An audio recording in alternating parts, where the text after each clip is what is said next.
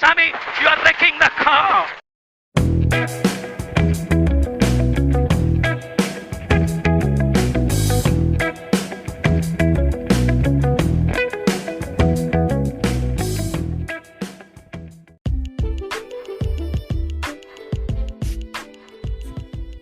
Hello and welcome to Strength for Tomorrow Radio with me, Stuart Thompson.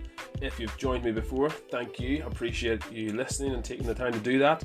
There's millions of podcasts out there, and the fact that you choose to listen to this one means the world to me. So last week we looked into building muscle the smart way. So trying to help you save time, stop you wasting any of your effort or your energy going about it the wrong way. So we went into that in quite a bit of depth. It was actually our longest show. I know I keep saying this every week, but it was our longest show yet. It was over an hour and 16 minutes. So if you listen to all of it, you deserve a Blue Peter badge or some sort of a accolade. Thank you for that. If you haven't listened to it yet, you still can via Spotify, Apple Podcasts and other major platforms. But yeah, have a listen to that if that's something you're interested in, or if you know someone who would be, do share it with them. This week I've got a very special guest. Her name is Kate Rooney. Kate has been a long-term client of mine for over 4 years now, and in that time she's built some incredible strength. She always brings a good positivity, vibe and atmosphere to the gym whenever she trains. Always very encouraging with other clients, and I think you're going to really enjoy this interview. Kate is not very tall, she's not very heavy, but she packs a punch, and she's as strong physically as she is mentally, so she brings some good ideas and maybe a little bit of controversy and even a bad joke. So hope you enjoy.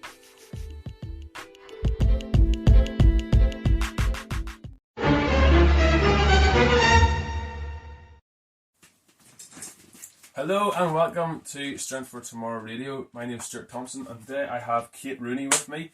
Kate has been a client across Functional Fitness for, I think it's 4 years now? 4 years, Just over 4 years. Just over 4 years. So yeah, Kate, do you want to tell us a little bit about yourself, where you're from? And yeah, so I grew up in Kilkeel. Hopefully I've lost the accent. Hopefully you can't catch the Kilkeel accent too much. It depends. If I'm speaking with people from Kilkeel, it comes out pretty broad. But other than that, I'm okay. What's wrong with the Kilkeel accent? Nothing. Okay. No boxes and noxes. Nothing at all. But I'm living in Hilltown, Maybridge currently, and I've been working in the south of Ireland for about nearly all of my career, probably for the last 15 years. So I think that softened the accent somewhat. Yeah, it's taken away, taking the edge off. Yeah. Okay, and how many cats do you have? Right now? Yeah. I've Not got, with you, but... Right, 10 at last count. Yeah. And we've gone up to, I think 12 has been the max, and probably no less than about 4 or 5 in the last 5 years. Yeah. That's a lot of kitty litter. Yes. Well, yes, it is. Yeah. How many trays do you have? Like, I mean, we don't have any trays. Just We just let them do what they want to do. where they want. Yeah. Like, I'm very big into nature and letting people just do their thing. So. And how many does Johnny, your partner Johnny, how many does he think you have? 6. He thinks you have 6. Yeah. Most of them are black and white. Hopefully so, Johnny's not watching this. No, he isn't. He never watches anything I do. Yeah. That's good. And I'm going to ask you what you do for a living in a slightly different way. Can you describe your job badly? What I mean by that is, if someone asked me what I did for a living, I would say I get up early and I tell people to exercise and move, and then I tell them how they did it wrong. Right. Okay. So you have to drive. People have to drive from that what I do for a living. So. Okay, so I spend about 80% of my time on Zoom. That's it. That's it. Yeah. That's it. Yeah. And for it's quite vague. So for well, there was a point in there, as in, and I'll explain it in the next. If there's anybody out there who isn't, Sherlock Holmes or anything, what do you do?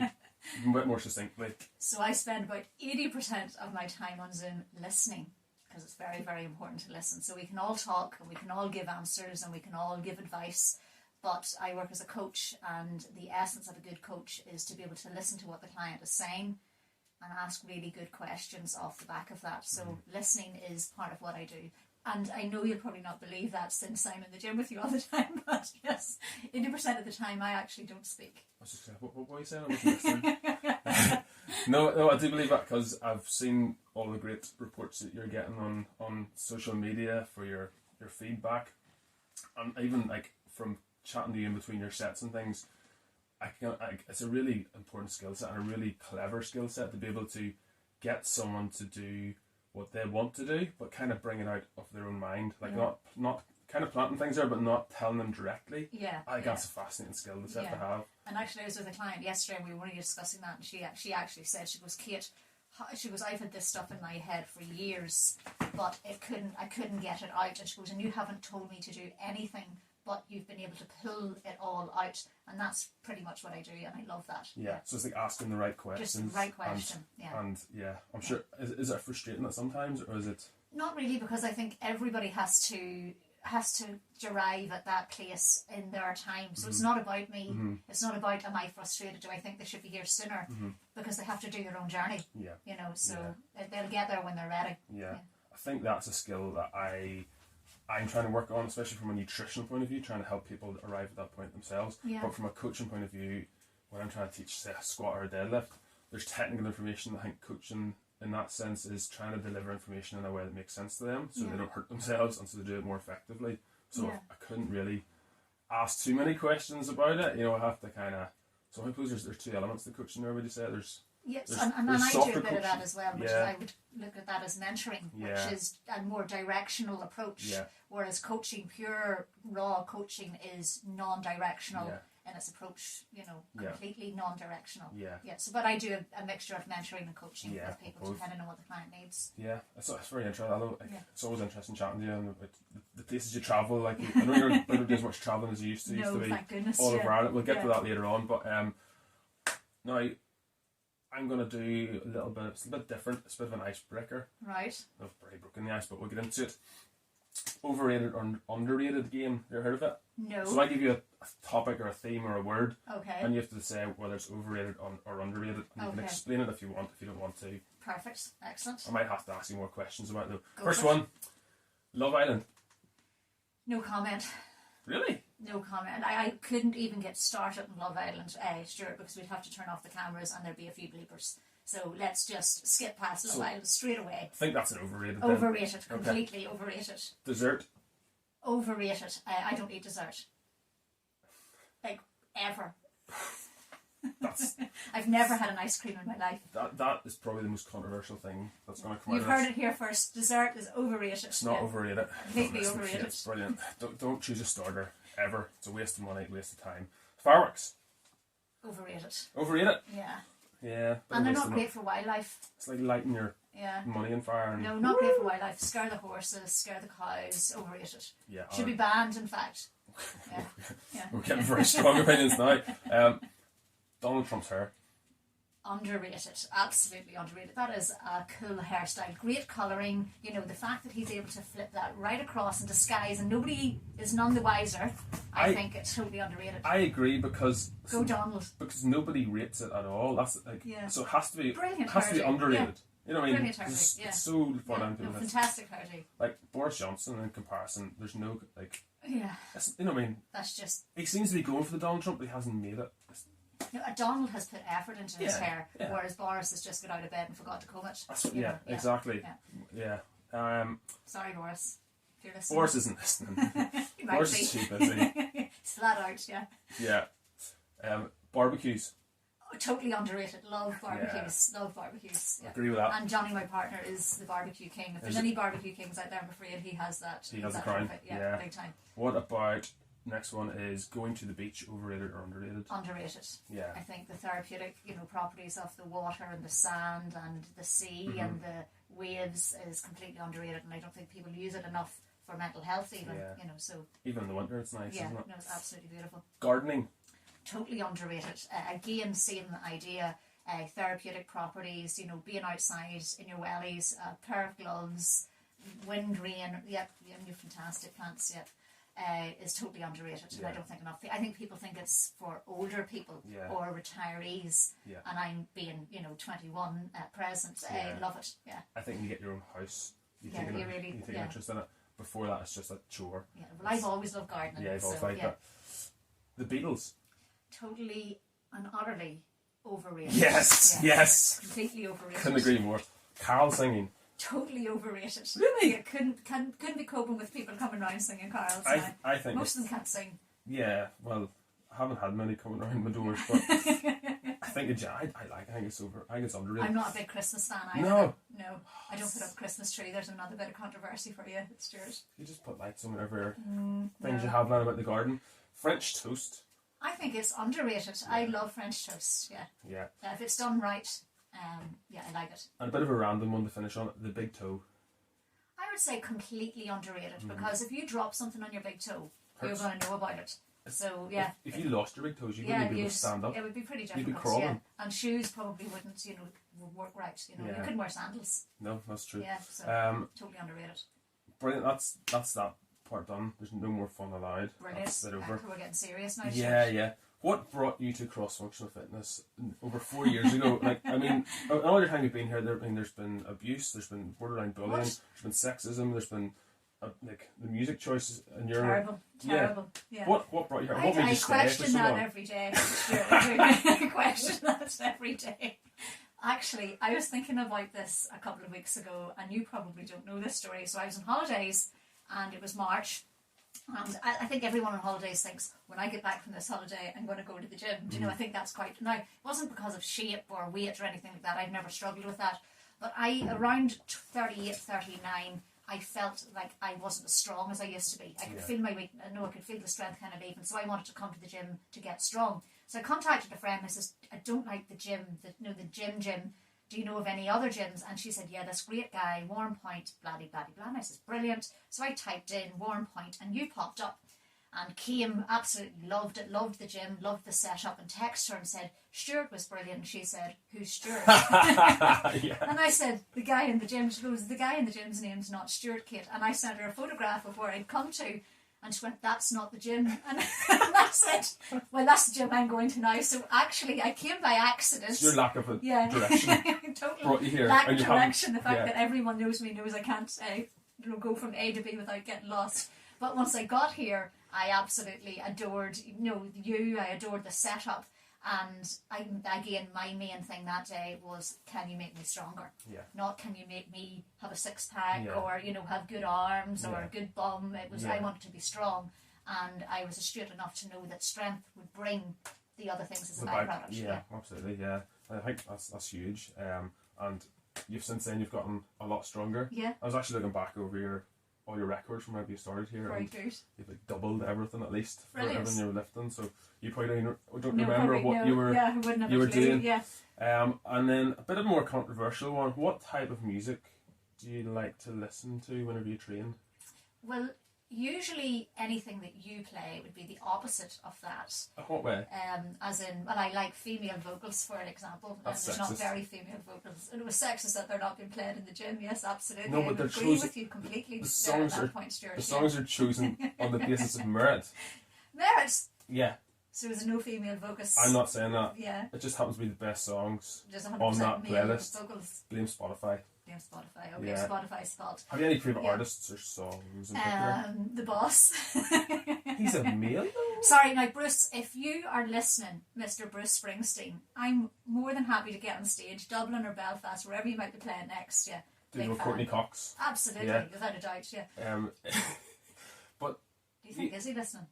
he's bound to be. I mean, I what think else he's would he bound get? to be. He's got his The Young Broadway. Legs Agency and cross-functional fitness Together. together. Seriously. He's yeah. got his own Broadway show back on again, so Yeah, he's seems like busy. probably maybe it's a bit busy, yeah.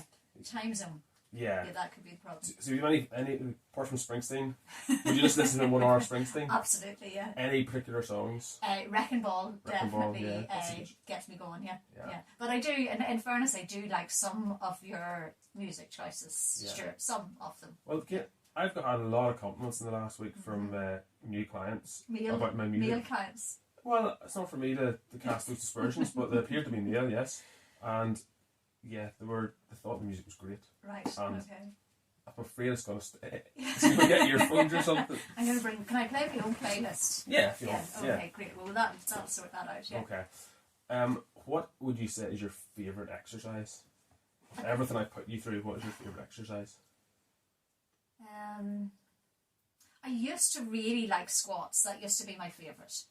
Used to? But I think now that I've moved on to the deadlift and I'm starting to see gains in the deadlift, I'm enjoying the deadlift. Yeah. So I'm enjoying it because I've started to see really good progression in it. And I think whenever you see progression in something, you like it more. Yeah, I think if you struggle with an exercise, even though if it's good for you, you kind of lose Interest with it. Yeah. So at the minute, I'm really enjoying the deadlift. But I did like squats. I kind of always liked squats. They never really bothered me. Yeah. And Until the week ahead here.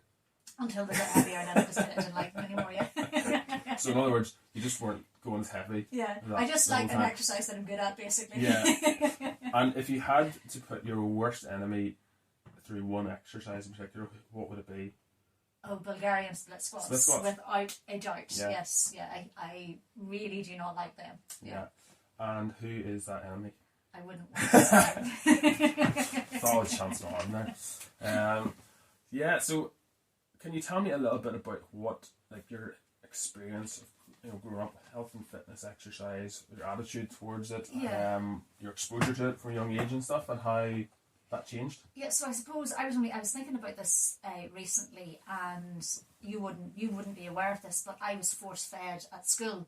So I was force fed in primary school regularly, like almost daily, definitely weekly. I was a really, really fatty eater, so I'd rules with food. So I couldn't have certain things on my plate, and if that was on my plate, like beans for instance, I wouldn't eat anything else that was on the plate. So I had a really difficult relationship with food growing up. Now, not anorexia or bulimia or anything like that. I didn't have an eating disorder, but I had an unhealthy relationship with food.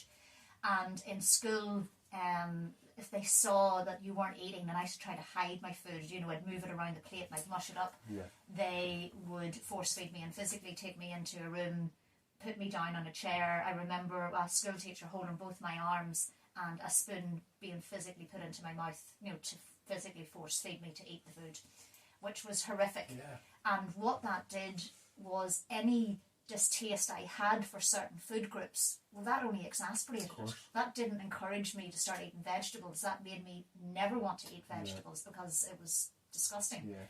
So for years I didn't eat vegetables at all. So I'd say my entire childhood,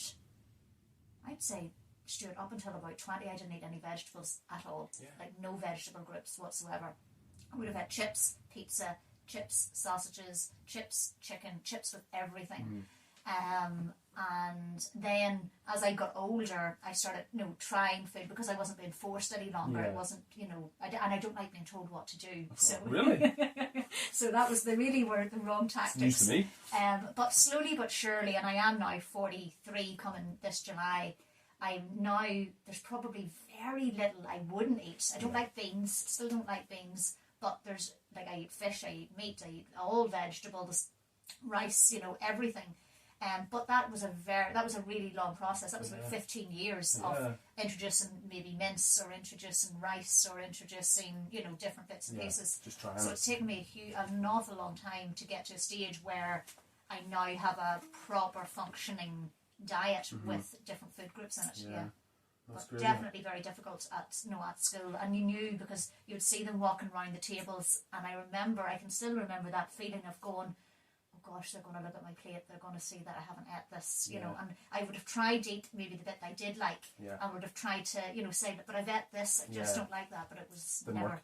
I have a cousin, and he's not listening to this, but he used to not like potatoes, and so I know maybe this is a tactic that could have been used, but he used to put it down his pockets. He'd put them in his shoes and his wellies. He'd hid the potatoes all over the house, and his mum would find them months later. Yeah. So that was his way around it being, well, I used to try to bribe people around me at the school table. Would you please take a potato? Yeah. No, so it was pretty difficult. Like fitness, I was always really fit as a child. And I was always like, people laugh if they see me now, like 20 years later, they say, Kate, you're the same size you were 20 years ago. I never put on weight, never lost weight, my body just kind of stayed the same and has been the same. I'd say I could probably still fit into my school uniform at this stage, but I was always kind of active. I was always running around, handstanding, cartwheeling, in the estate. Loved running, would have been part of the cross country team. Nothing major, like I wasn't winning any awards, but I was, always very, very active. So I would have been active, really active as a child, always outside, always playing. I went through about 3 bikes, because I was constantly on the bike. I cycled everywhere. But I had definitely a difficult journey with food. Yeah. And I think you said before, did you do a marathon or something before as well? I did Berlin, London and Newry. There were lots of times. I got to the finish line. Yeah, that's valid. That's all it's about, yeah, isn't and it? I've done a few halves and a few 10Ks and Yeah, stuff. very good. Yeah. I remember you told me that before you started here, but what is it about strength training and lifting weights and stuff you really enjoy? Oh, we're going to get controversial, Stuart, yeah. No? For me, and this has always been the case, I really, disliked is probably the wrong word, but it wasn't for me. I don't like a woman asking a man to lift something for her. I don't like having to ask somebody, especially a male, will you lift that box up the stairs if I'm able to lift that box up the stairs? So I could never kind of comprehend why women would ask men to lift stuff don't like and carry stuff. Well, not if it's not needed. Yeah. Kind of thought, well, you can carry that yourself. Yeah. And I just think that's actually unfair to men as well. I don't mean this in a sexist way, kind of going, well, it's not right that you're asking him to do it. You can do it yourself. So for me, strength training was always about independence. Always about looking after myself now, because I know when I get older, I don't want to be bent over. I don't want to be, relying on people. Yeah. And I want to be able to look after myself. And independence would be pretty far up my value list. It would be important to me. Yeah. And strength training for me is looking after your body, keeping yourself strong so that you can look after yourself later on. And also, I can carry the box up the stairs without I would ask somebody to help me. Yeah. And you can look after others as well when you're stronger, because there's some people like it's not their fault and they'll have some sort of illness or disability, without a doubt, and they need help. So if we're who are able-bodied are stronger, then we can do those things for them. No, 100% agree. This is a point of controversy. The fire service have actually reduced the weight in their test. Right. Because there was a drive to get more women in a few years ago. Okay. And they dropped it down from like 50 kilos deadlift to 30 kilos. I could join the fire brigade then. You can join the fire brigade with your big toe. It's because they've dropped. I have a problem with that. So they've dropped it down to 30. They've dropped the weight down to try and get. Well, I would have a problem with that, because if you are a fire person, male or female, and you have to carry somebody out, the weight doesn't chances care. are they're not 30. They're going to be heavier than that, and you need to be able to do the job at the end of the day. Yeah. Exactly. Physics does not care if you're male or female. At the end of the day, if you can lift it or you can't lift the weight, if you can carry a body, you can carry. No, I think there should be, So no, 100% agree. It should be relative to the role. Yeah. No, I'm still going to open doors for ladies. I think that's good manners, and let ladies go in first. Yeah. But that's not to do with lifting. And I don't have an issue with that. If a guy opens a door for me, I don't go, how dare you open the door? I just say thank you very much. So it's not about that. It's about, I don't want to ask you to do something, not because you're a man. I don't want to ask you to do something that I can do myself, or I should be able to do myself with a bit of work, with a bit of effort. I know. No, sometimes I like winding you up here, just push the buttons a little bit. You might have gathered that. And you enjoy, you've really got into the weight training. Last week you lifted the start of the week 102.5 kilos. Yes. Don't forget the 0.5. Do not forget the 0.5. In the deadlift for 2 reps, and when you started off, you're probably doing like 30 or something on the bar. That was probably that's the minimum you kind of put in the bar. And your squat, what was it? 90? No, sorry, your squat was 72.5 you'd done before. Yeah. For a few reps, and then your bench press 44 kilograms, I think. Yeah, that's what I'm having difficulty with. Yeah. So practice that one. Yeah. So do you enjoy it's a really hard grind trying to push out that last sort of second, third, fourth, fifth rep. Trying to get those reps out, whatever it is you're aiming for. Do you enjoy that process, or do you? Yeah, I think whenever, again, you said to me, it must have been pre the first lockdown. We're not going to talk about lockdown, but anyway, the pre-first lockdown, and I remember you saying, no, like I says, no, I can't push it that extra bit, and you were saying, well, you can, you just have to kind of push through that barrier, and that was a big mind shift change for me, because I thought, I don't want to, because it's difficult and it's hard, and I'm giving up, but I can. Now, it might go at 2 miles an hour, and it might be really super slow and really super hard, but you'll get there. And every time you kind of can push through that barrier of that, horridness, you're better the next time. Exactly. Yeah, so that was a big shift change for me. Yeah. It's that process of adaptation. You'll just keep fighting it. Quite recently, I've tried to adopt the 5-second rule for people, trying to encourage people to, if you get it tough in the last rep, push for 5 seconds, fight with it for 5 seconds, and generally you'll win the rep. Not always, sometimes you the spot. But it's 5 seconds more than you were doing. Yeah, you just go, no, give up. No, try and keep going at it, or squatting or deadlifting, whatever it is, try and struggle with it. But obviously you don't injure yourself. But that's a good one. And how would you say that strength training or weight training in general, has helped you in your everyday life or in your work? I'd say hugely. From a physical perspective, when you feel strong and healthy, I think that helps the mind. There's an absolute correlation between body and mind, healthy body, healthy mind. And if you're feeling weak and kind of tired, well, you're not motivated to do anything, and that's physical labour or, work. Yeah. And when you're feeling physically strong and fit and up for it, you just have that different attitude. So it definitely puts the mindset into a different place. And secondly, weight specific, and I've only found this with weights because I've done loads of different, I do the Pilates, I do the hiking and different things, but weight specific training, when you're lifting, I was only explaining this to somebody the other day, when you're lifting that bar, the deadlift for instance, for me when I got to the 100 last week and the 102, I'm pretty maxed out at that stage. I am, as far as I can take myself today. So the focus that's required to kind of get your head into a place where you say, I can and I will, and then to physically get it up is huge. And if you're able to adapt that focus into your work life, which is what I have now seen a correlation between, and you're able to get into that zone, because that's what it is, it's getting into the zone. Yeah. And if you can get into the zone with weightlifting and you can adapt that to other parts of your life, well, that can be very beneficial, on a whole host of things. Yeah, you can really, you can push in that. Yeah. Yeah, I know the feeling whenever you're, every sinew, everything's straining to lift that, And it's training the mind, as you said, to do hard things. And a lot of time in life, you don't, the hard things are the most beneficial, but we don't want to do them. The things we procrastinate about. No, absolutely. And any day I've been in here where I've maybe had a tough day or a bad day, it's my mind, not my body. Yeah. It's my mind that has at the door said, you're feeling tired today, Kate. You're probably not going to lift too much today, Kate. Yeah. And I have already preconditioned myself to what I'm going to do before I come through the door. Yeah, exactly. Yeah. So it's the mind. Yeah. Do you ever find that whenever you tell yourself, "Oh, I'm feeling really tired," 10 times out of 10, you will, you'll be tired then. Yeah, whereas absolutely. if you kind of don't tell yourself that or don't have that without attitude, a doubt. Yeah. Well, your body can only react to what it's being told. So yeah. And how would you find like weightlifting or strength training? How do you find in regard to women? Like, do you think there's some preconceived notions about strength, fitness, weight training, literally and gender? Entire session on this, Stuart. So let's go. First preconception is, and I had it myself. I remember about 5 years ago going to a personal trainer and saying, right, I want to get strong and I want to lift weights, but I don't want to be bulky. I've been doing weights for about 4 years and I'm still not bulky, so I had this impression that the second I lift any weight at all, I'm going to be pumped out and I don't want to look like that. So that was the first thing. As in, the second I lift anything at all, I'm going to get bulky, and that is just so wrong. And if it does happen to people, well, let me know how you do it, because there's obviously a secret. So that was the first thing. The second one, I was at a party about 3 or 4 weeks ago, and we were chatting, and I was probably sitting in something similar like this, and I said to a guy, yes, I do a bit of powerlifting, and he says, but you don't look like a powerlifter. And I said, what do you mean? And he said, well, you don't look like a powerlifter. He says, like, you're not big, you're not muscly, you don't look very strong.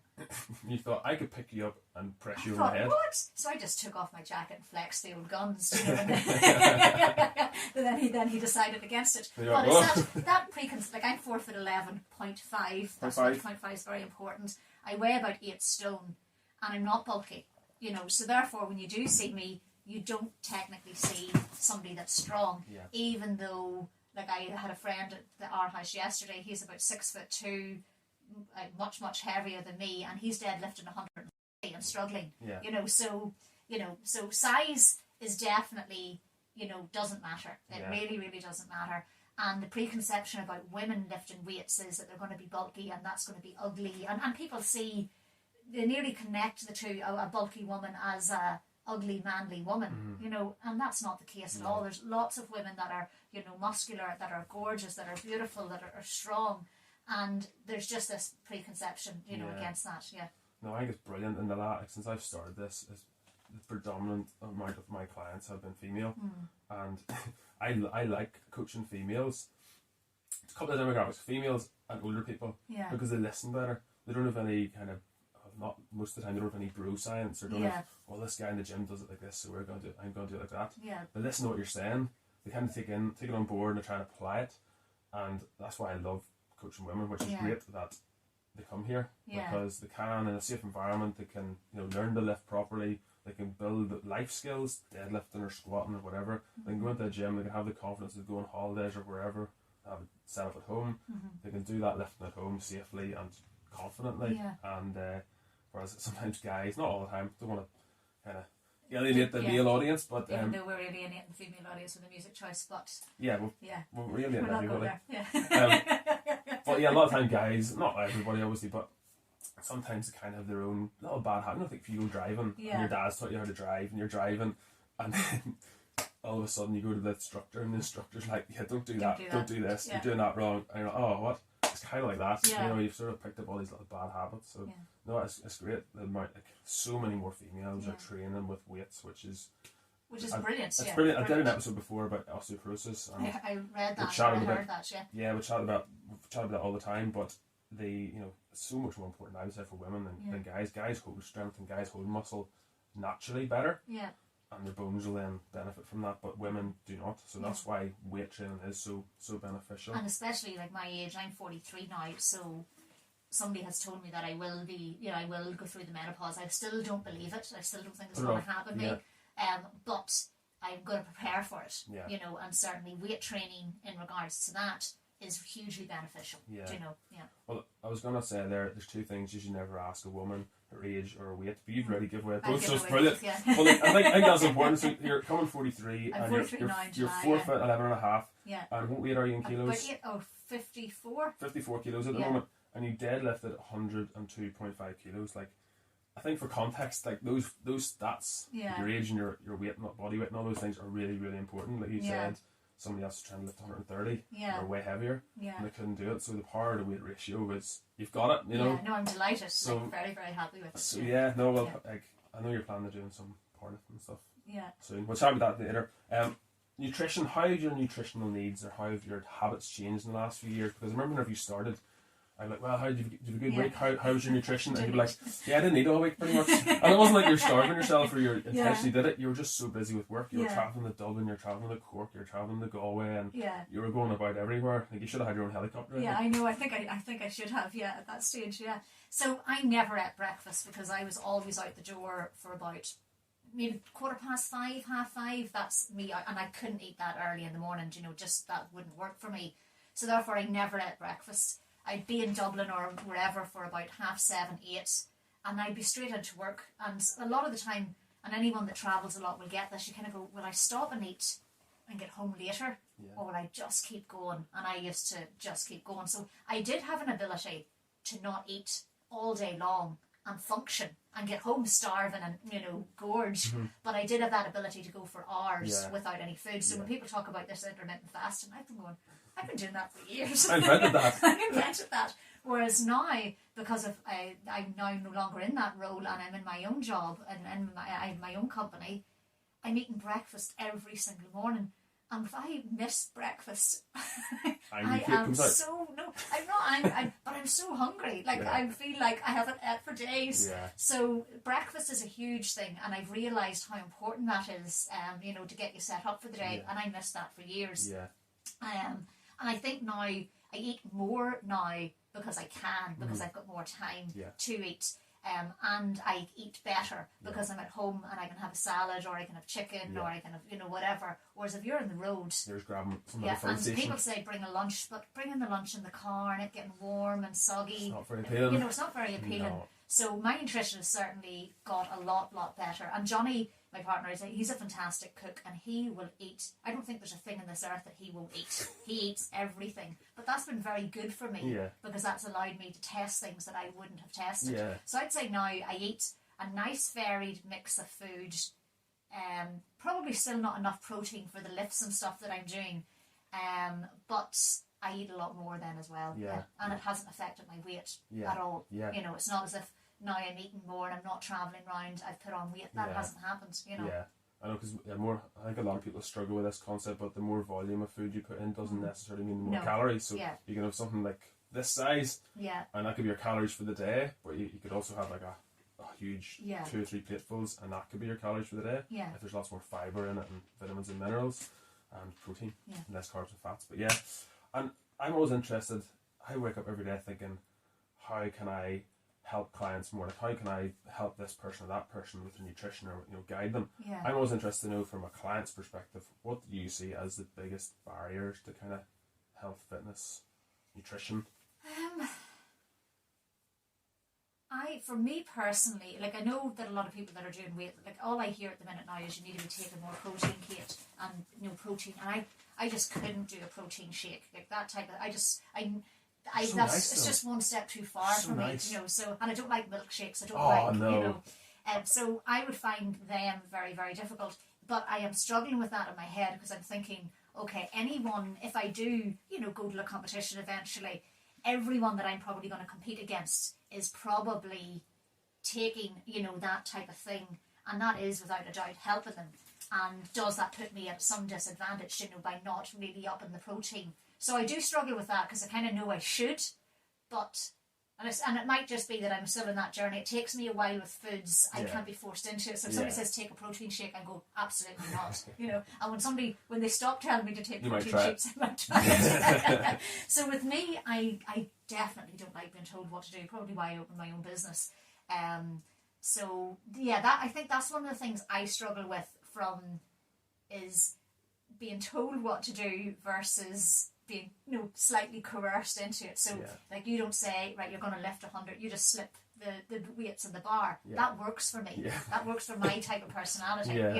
That's better for how I kind of roll. No doubt. Don't know if that answers your question, but So I think that's part of it, is trying to figure out each person's psychology, because it's not just simply doing the maths and figuring out how many calories. Like, that's the easy part. The maths is the easy part. I wasn't great at maths, but I can do that part. But it is trying to tap into what sort of person you're dealing with, what have been their past struggles, and what works for them. And I've never counted a calorie in my life. And if you put 5 foods out here and said there was £1,000 to guess the calories, I would have zero idea. I have no idea, but you've never counted calories. I think most people would be the same. No clue. Whatsoever. No, well, if you don't need to count them at all, you don't need to bother.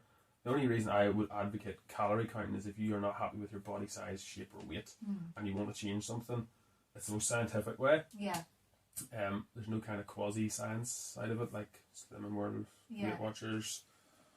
Hopefully I'm offending somebody. probably somebody listening, but it's not like kind of a bit silly. One banana has not this many calories, and another banana sins and no sins and all that stuff. It's not that. Calories are calories. Your body doesn't care what you call them, sins or not sins, and things like that. But no, that's the only reason I would advocate counting calories, and it's not, you should never do it indefinitely. If you're in a lifestyle of doing it indefinitely, there's a problem. And I always say to people, because people do ask me, they say, Kate, how do you keep training? And I actually don't have an answer to that. I've just always been high enough energy, and I just say, listen, if you want to lose weight, put out more than you put in. If you want to gain weight, put in more than you put out. And if you're happy with how you are, keep doing what you're doing. Until something changes. No, I think the genetics are a big part of it. But sometimes, that's the energy out. You can't argue with that principle.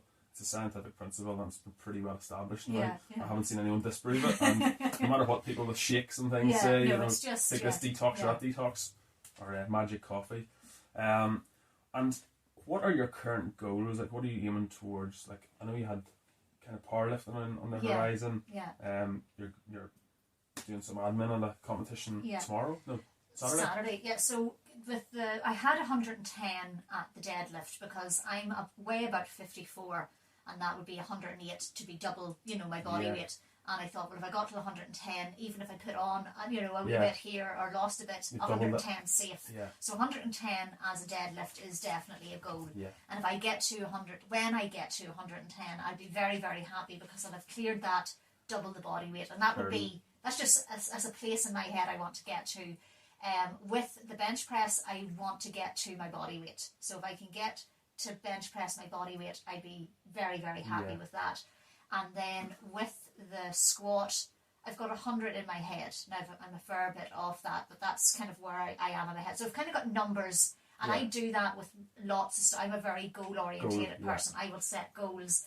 I've set dates and timelines, and in this case, actual physical weight against things. And that's kind of where I'm going to in my head. I like to work towards something in that. I'm at the Northern Ireland Powerlifting Federation on Saturday. They're having a competition, so I've signed up as admin So I'd be able to fit anybody that knows me and wants a good number on the day. Slip you a yeah, tenner. a This is brown, going out. A brown envelope would be very welcomed. This is going out after the competition, thankfully.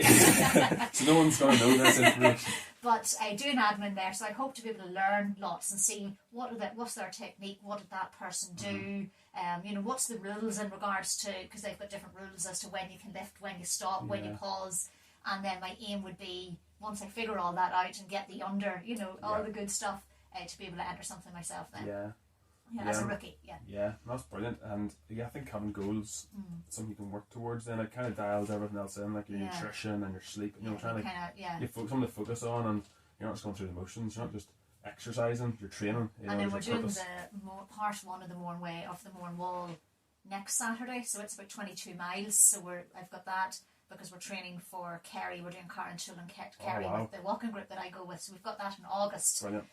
So we're doing this kind of big walk next week to kind of get us ready for that. So there's a few little physical goals, on the horizon there as well. Yeah. That's Trek NI. Just Trek give them a NI. shout out. Yep. If you want to join. Yep. Sign up. So Kate, we're going to finish off. You have been sending hate mail in for weeks on end about my jokes, and I want you to bring something better today. Well, I think that your talks are fantastic. And like really, really knowledgeable, and you bring a lot to the table. But I think you do yourself a discredit at the very last few seconds with those jokes. Like you can't that's be good. All I'm saying. You can't be good at everything. No, well that's true. That's true. I'm not a comedian. No. I'm not trying to be a comedian. It's just a bit of lighthearted humour. With really bad jokes. With really bad jokes, dad jokes. I'm a dad now. I can do that. Yeah. What's your offer? Oh my goodness, I never tell jokes. A lot of pressure. Ever, and I feel really pressurised here. So I texted my friend Jacqueline Gibson, who knows lots of jokes, and I said, Jacqueline, just give me a joke. So let me think if I can remember it. She could just tell us a story. And that would be a joke. From her life. And that would be give a lot of laughs. Oh my god, I'm going to get it wrong. So... Should have written down.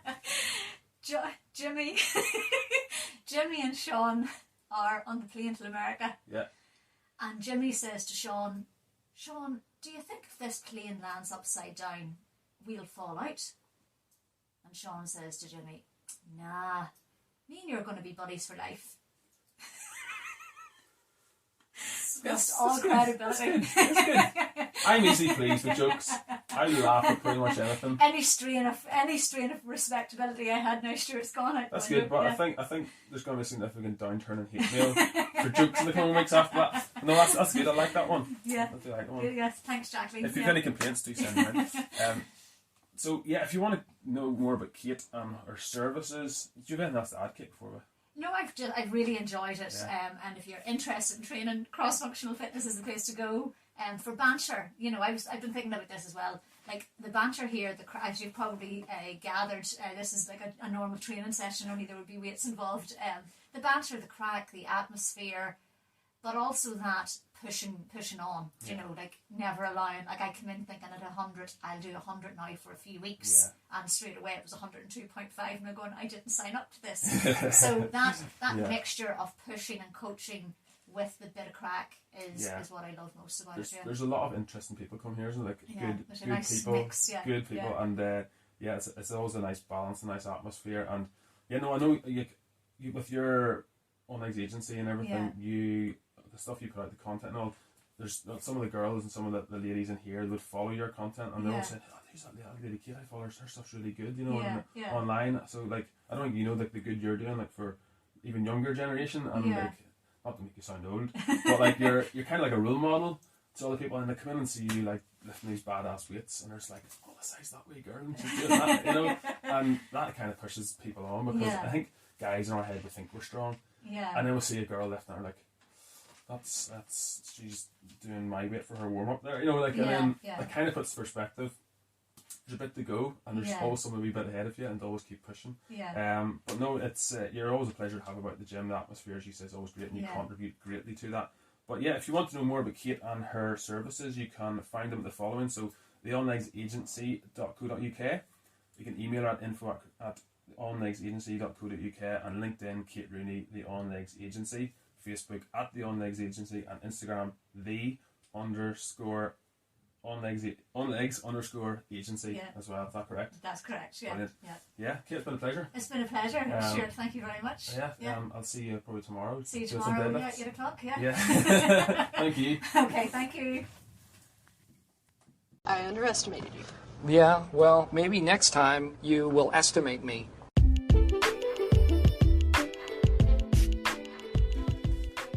And just like that, that is another show over and for another week. Thank you for joining me if you've made it this far. Hopefully you've enjoyed the interview. I had to stop it probably early because I think Kate was just going to keep talking and I could have kept asking questions and we would have run out of memory eventually.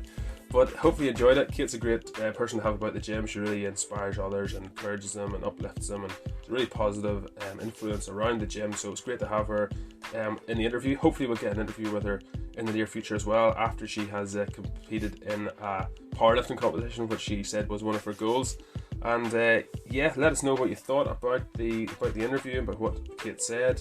If anything offended you, if anything inspired you, if anything good information, drop us a message. You can find more information about Kate and her services, the On Legs Agency it's called, so you can look that up on our website.